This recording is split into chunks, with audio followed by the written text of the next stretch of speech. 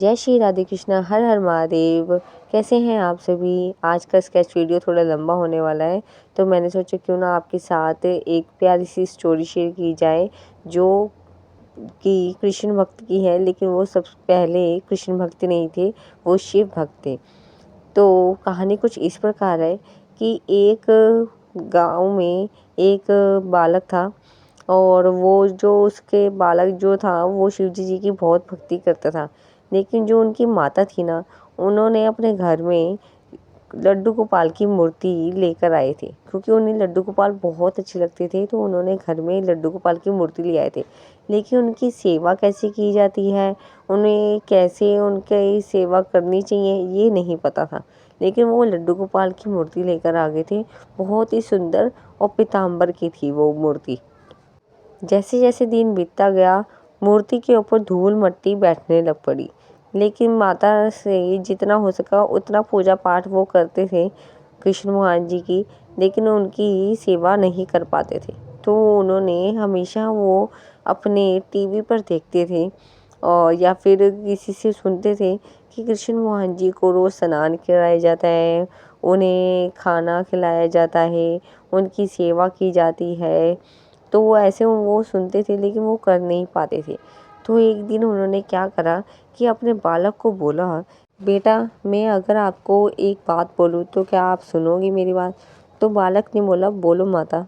तो उन्होंने बोला कि बेटा, क्या तुम आज से श्री कृष्ण जी की जो मूर्ति में लेकर आई हूँ उनको स्नान कराओगे। क्योंकि रोज़ ही मैं देखती हूँ कि मेरे लड्डू गोपाल की जो मैं मूर्ति लेकर आई हूँ उनके ऊपर धूल मिट्टी बैठी रहती है। क्या तुम उन्हें स्नान कराओगे। तो उस बालक ने थोड़ा सोचा और बोला कि ठीक है, मैं लड्डू गोपाल को भी स्नान कराऊंगा। मैं रोज़ की पूजा के अंदर अब लड्डू गोपाल को भी स्नान कराऊंगा और लड्डू गोपाल को साफ सुथरा रखूंगा। जितना हो सके वो उतना करने को तैयार था।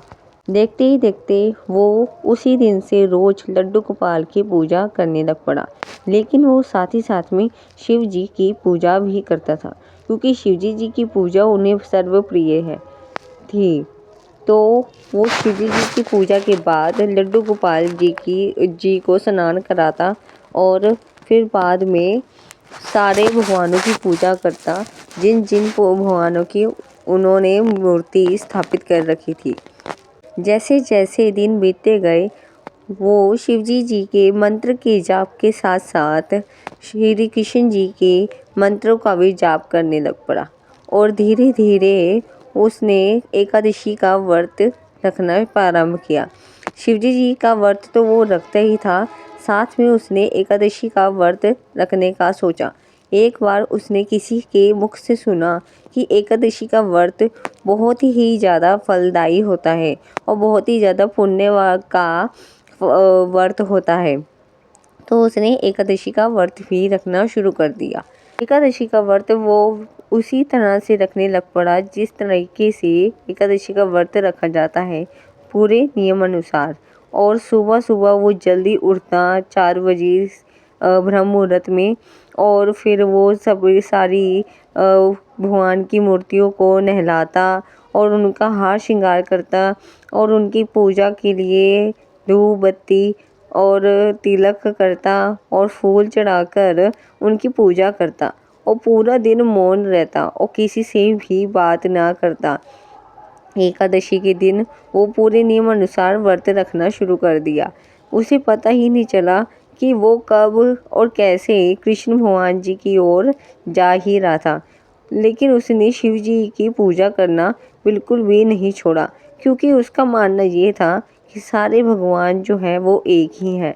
तो शिव जी की पूजा छोड़कर उनको छोड़कर मैं लड्डू गोपाल को कैसे प्रसन्न कर सकता हूँ, क्योंकि लड्डू गोपाल जो कि एक विष्णु के ही अवतार हैं, तो वो तो अवतार तो हैं ही, साथ में उनके वो अपने आराध्य को बहुत मानते हैं, जो कि आराध्य और कोई नहीं शिवजी जी हैं।